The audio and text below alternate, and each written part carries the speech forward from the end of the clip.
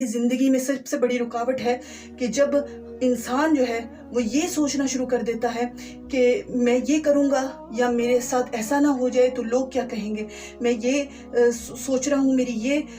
Thinking ہے یا میں یہ کرنا چاہتا ہوں تو لوگ کیا کہیں گے، فلانے نے میرے بارے میں یہ بات کر دی ہے، وہ آگے پہنچا دے گا تو لوگ کیا کہیں گے میرے بارے میں کہ میں یہ ایسا ہوں یا میں ویسا ہوں۔ تو کیوں لوگوں کو اتنا اپنے اوپر سوار کر کے رکھتا ہے؟ تو کیوں لوگوں کو اتنی اہمیت دے رہا ہے؟ تو لوگوں کو کیوں اتنی امپورٹنس دیتا ہے کہ وہ جو ہے وہ تیرے سر پہ سوار ہوں اور تجھے ہر وقت یہی خوف رہے کہ لوگ کیا کہیں گے، لوگ کیا سوچیں گے،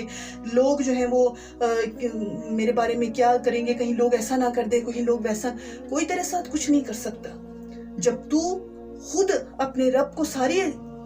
دے دیتا ہے، اپنے سارے اختیارات اپنے رب کو دے دیتا ہے، تو پھر لوگوں کو مائنس کر دے، نکال باہر پھینک اس خوف کو اور اس چیز کو کہ تیرے دل تیرے دماغ پہ لوگ حکمرانی کریں۔ ارے تیرے دل اور دماغ پہ صرف اور صرف تیرے رب کی حکمرانی ہونی چاہیے۔ جب تو سارے اختیارات یہاں تک کہ اپنے آپ کو بھی اپنے اللہ کے سپرد کر دے گا تو پھر لوگ تیری زندگی سے کہیں دور چلے جائیں گے، نکل جائیں گے، تیری زندگی سے مائنس ہو جائیں گے، صرف اور صرف اللہ باقی رہ جائے گا۔ اور وہی رہنا چاہیے تیرے دل میں، تیری دماغ میں، تیری زندگی کے ہر لمحے میں تیرا رب سمایا ہوا ہو۔ اس کو اتنی طاقت اور اسی کو اتنی پاور جو ہے وہ سوٹ کرتی ہے، اور وہی اتنی طاقت اور پاور کے لائق ذات ہے، وہی غرور و تکبر کے تمام اختیارات کے لائق ذات ہے۔ اسی کو سارے اختیارات سونپ،